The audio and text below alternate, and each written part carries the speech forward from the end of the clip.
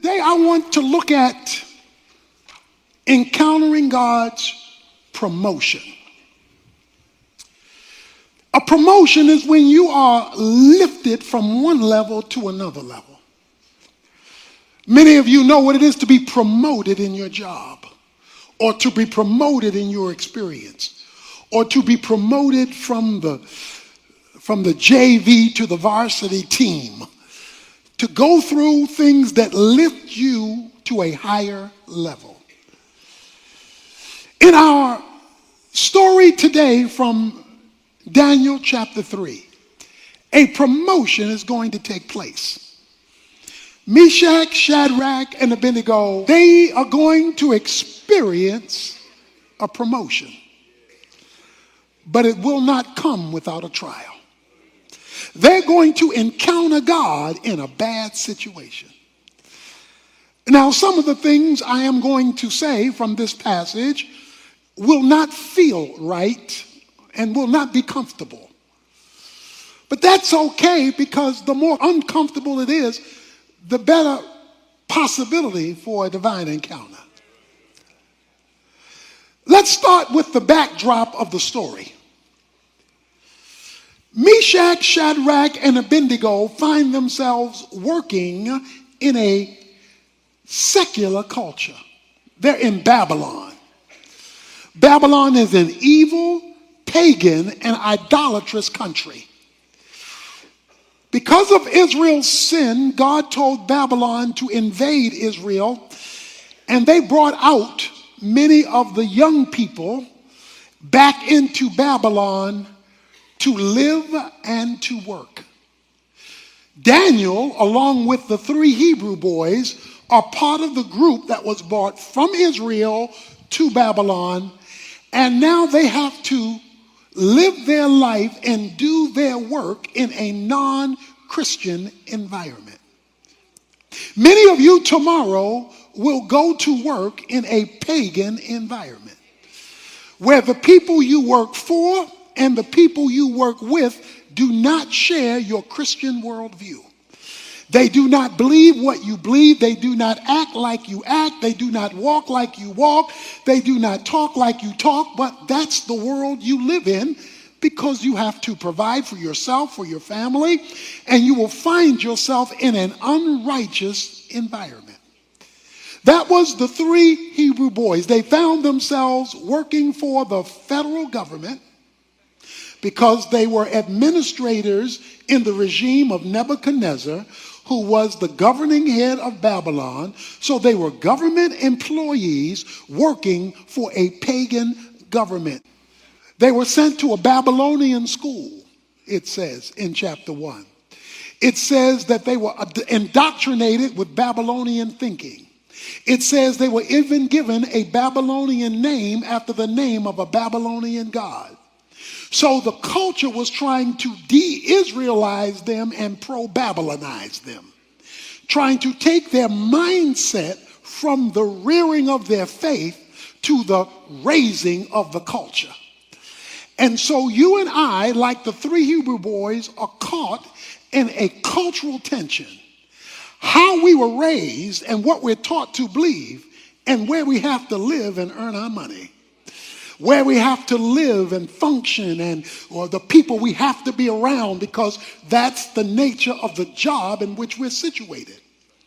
How do you be Christian when the environment you're in doesn't support your Christianity? So that's the situation, that's the circumstance that they find themselves in. Well, something happens in the beginning of the chapter 3. Nebuchadnezzar, the head of Babylon, develops a theo-ego. Theo is God. Ego is your mindset. He developed a God mentality.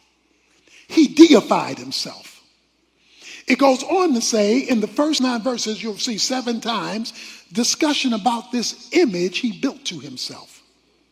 He builds a statue to honor him, 90 feet tall and 9 feet wide. He not only builds a statue, he comes up with a law The law says that everybody is supposed to bow to the statue of Nebuchadnezzar. He calls all of his leaders together and he says, I want you all to bow. And then he gives a warning in verse 6. Whoever does not fall down and worship shall immediately be cast into the midst of a furnace of blazing fire. Okay, watch this. Now, the issue boils around one thing. Who you gonna worship? It says he built a statue and he says you are to worship before the statue. At the heart of the Bible, from Genesis to Revelation, is this issue of idolatry. For those who may not remember the definition of an idol is any noun, person, place, thing, or thought that becomes your source. So any person, place, thing, or thought that becomes your source has now become your God. Anything that competes with the God of the Bible as the thing you ultimately look to as your source is your God, no matter whether you call it your God or not. You and I live in a culture that not only wants our work, they want our worship. Because they often ask us to compromise biblical values in order to be accepted or in order to be promoted. So Shadrach, Meshach, and Abednego found themselves in a dilemma, and their career was on the line. While all of this is taking place, racism reared its ugly head. A racial dilemma takes place because verse 8 says, for this reason at that time certain Chaldeans came forth and brought charges against the Jews. So some Babylonians brought charges against the Jews. They didn't like the Jews. They didn't want the Jews working at the company. And the reason they didn't like the Jews is, one, they were Jewish, and two, they brought their faith to work. See, they knew they were followers of God. So let me ask you a question. If you were accused of being a Christian on your job, would there be enough evidence to convict you? Or would you be found innocent of all charges? Because your faith is very vague. You know it, but nobody else does. They were clearly followers of God, and they were Jewish. They could not condemn them because of their work, so they had to condemn them because of their faith. So these three Hebrew boys find themselves on a horn of dilemma because now the Babylonians who work with them, their co-workers, come and say and play politics. You know how politics is in the office. They come and play politics. They said, oh, Nebuchadnezzar, you got these Jewish guys here and they won't bow. Oh, they come to work, they do their job, but you told them to bow to the company. And they're not bowing to the company. They're not submitting to the authority of the company. So Nebuchadnezzar, when he finds out this minority group would not bow, he said, bring them here. Verse 13, bring me Shadrach and Abednego here. And in verses 14 and 15, he says, I'm going to give y'all another chance. And then he asks the question,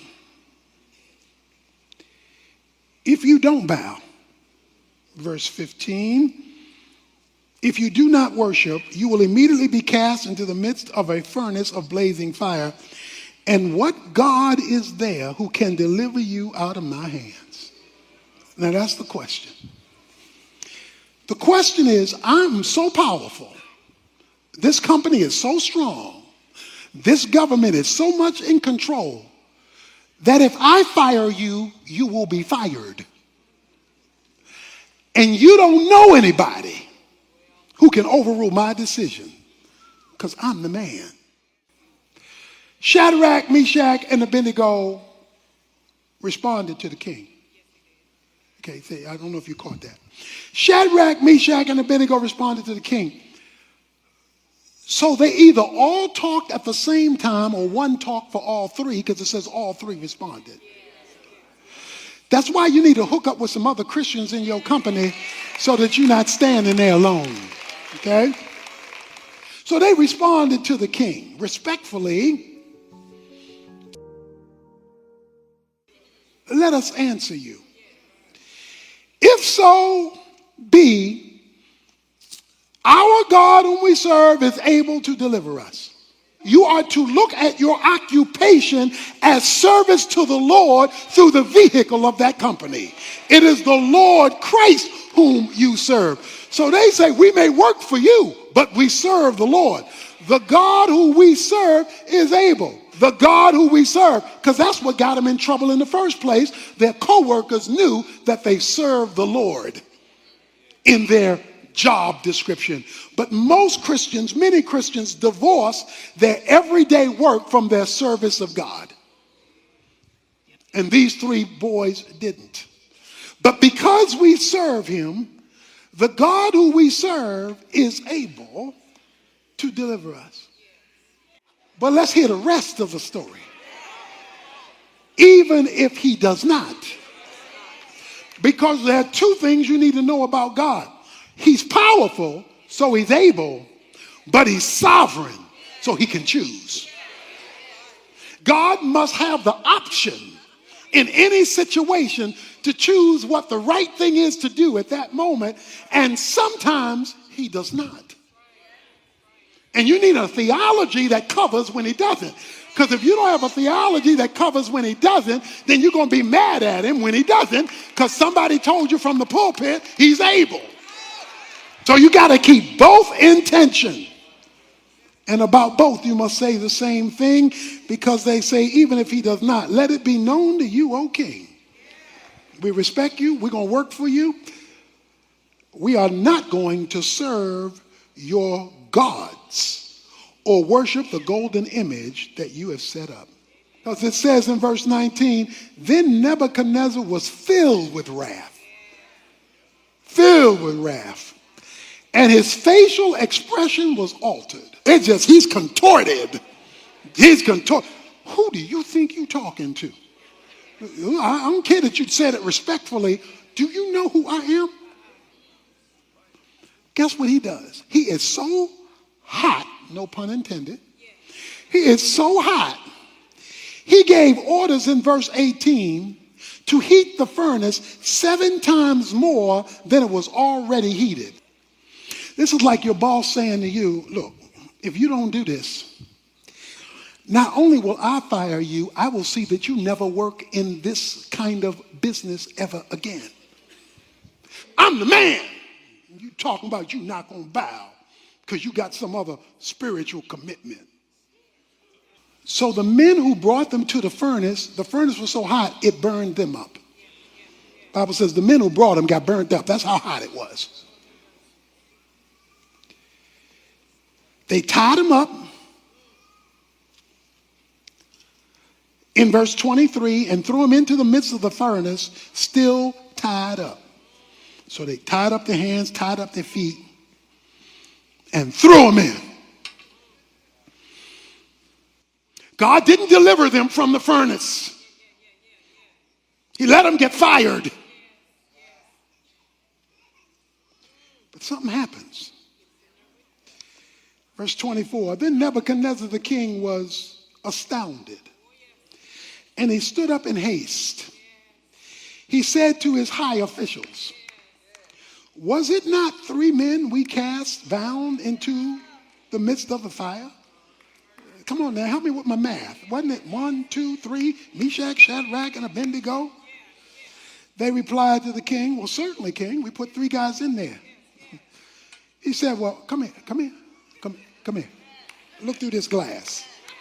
Look, verse 25. I see 4 men loosed and walking around in the midst of the fire without harm, and the appearance of the 4th is like a son of the gods. Okay, see, you could preach right here. He says, we put in 3, right? Yeah, we put in 3. Well, how come? And we tied them up, right? Yeah, we tied them up. Okay. Well, why am I seeing 4? So if we put in 3, Why for? And how they walking around when we tied them up? No, nobody burnt, nobody. Okay, watch this. Sometimes when God wants to give you an encounter with him, sometimes he takes you out of it. Sometimes he delivers you from it. Sometimes you don't have to worry about it. But sometimes he wants to take you through it or join you in it, not deliver you from it. Sometimes he wants you to see what it's like when you're in the fire and not being burned by the fire. You're in the bad situation at work and he's working right beside you. He says, I see four, and the fourth one I see looks like somebody straight from heaven. Sometimes heaven wants to join you in a bad situation without taking you out of it. He just gonna join you in it. But whether he takes you from it or joins you in it, you have an encounter with the living God, because you're supposed to be all shook up, all tied up, all screaming and hollering and worried and depressed. And here you are walking around the fire. Here you are strutting around the fire. Here you are moving around the fire. They messing with you at work and you still walking. They criticizing you at work and you still praising. They making it hard for you and you still getting it on. Why? Because you know you're not by yourself. Because sometimes he wants you to see what it's like when you're in the fire with the Lord.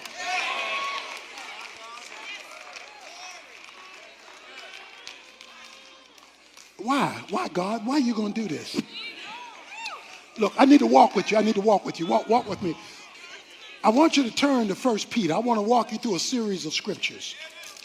I want to walk you through a series. You need to know these scriptures in 1 Peter to show you this is not just Old Testament. This is New Testament. He says in 1 Peter a number of scriptures that will change your bad situation at work, change your bad situation at the company when you have this kind of understanding of a bad suffering season in your life. He says in 1 Peter chapter 2, verse 20, he says, for what credit is there if when you sin, you are harshly treated? You endure it with patience. But if when you do what is right and suffer, for if you patiently endure, this finds favor with God. So if you're doing right and taking your stand, you're making God happy and you're finding favor with God even though you're suffering. Look at chapter 3, verse 14. He says, but even if you should suffer for the sake of righteousness, you are blessed. And do not fear their intimidation. I don't care who they are or what their title is. Don't be scared of their intimidation. And do not be troubled just because they talking smack and talking noise if you're suffering for righteousness. Verse 17. For it is better if God should will it so that you suffer for doing what is right rather than doing what is wrong. Finally, he says in chapter 5, verse 10, after you have suffered for a little while, the God of all grace, who called you by his eternal glory in Christ, will himself perfect, confirm, strengthen, and establish you. To him be the dominion. He gonna call the final shot. He gonna say where this job situation works out, whether there or somebody else. Because remember, your job, your government is only your resource. It is not your source. Some of you remember my story when I was in seminary working at Trailways. I was loading and unloading buses. They came to me because they had a scam. The scam was when people went out for lunch, then somebody else would punch them in after an hour, even though they may stay out 3 or 4 hours and hadn't been punched in. And so you rotated, and somebody did that for you, you did that for somebody else. They came and said to me, well, here's the deal. This is how you do it. This is your day to punch somebody else in after an hour, even though they'll be gone 3 hours, and then somebody will do that for you. In other words, rob the company of time and money and what's going on. So I told them, I said, I can't do that because as a Christian, that's stealing, and that's not something I can do. And they said, oh, no, you don't understand. Everybody does it. It's the way we roll up in here. So you got to expect, you can't be an exception. Everybody does it. Let's get over this Christian stuff, and this is how we do it in the company. I said, I'm so sorry, respectfully, I can't do that. Well, they said, well, since you can't do that, you're going to be unloading a lot of these buses by yourself. When the buses came in, I wound up having to unload a lot of them by myself because they wouldn't help me because I didn't conform to what they were asking me to do that was clearly unbiblical with the company. This went on for weeks and weeks and weeks. I'm discouraged, I'm depressed, and I had that same attitude that we all have sometimes. God, why are you letting this happen to me when I'm trying to be fair to you? A number of months later, I got a call. The call-in was to come to the owner's office or the manager's office for Trailways. I went in the manager's office. He said to me, we've been having a night supervisor come around at night to see what was going on with the night shift. We are very aware of this scheme that they're doing of punching people in when they really haven't come back. We're also aware that you were not a participant. So what we would like to do is make you manager of the whole shift. Now, I didn't know somebody was watching. I didn't know there was a fourth person in the fire. I didn't know that something else was going on. But you have to understand that when God decides to promote you, it doesn't matter what men say to you. So it's time for us to take a stand. A man was on an island one day, and he got shipwrecked on this island, and nobody was there. He was out there by himself, and he wondered, well, how was he going to survive on this island? He put some sticks together to make a little hut to keep him away from the inclement weather, and he got in that hut. But through a series of events, the hut caught on fire. So the hut is on fire. He's on this isolated island. A few days later, a boat comes to deliver him from the island. He said, well, how did you know I was on the island? Oh, they said it was simple. We saw the smoke signals you were sending up to let us know you were here. Sometimes God lets you catch fire, but it's really a smoke signal saying to God, God, here's where I am. And even though I'm in a fire, I know you know where I'm located. So I want you to go back to work tomorrow and serve the Lord Christ. I want you to go back to work tomorrow and be a Christian on your job, serving with excellence, serving the Lord. But knowing the Lord knows where you're sitting, he knows how long he wants you there, he knows when it's time to move, and he knows the bills that you have to pay, and says he is your source, and everything else is your resource. You can lift your head up high, and even if the rest of the folk don't like you on the job, you just find you a Meshach, a Shadrach, and an Abednego, and you take your stand for God, because God ultimately owns the company. Let's give him some praise.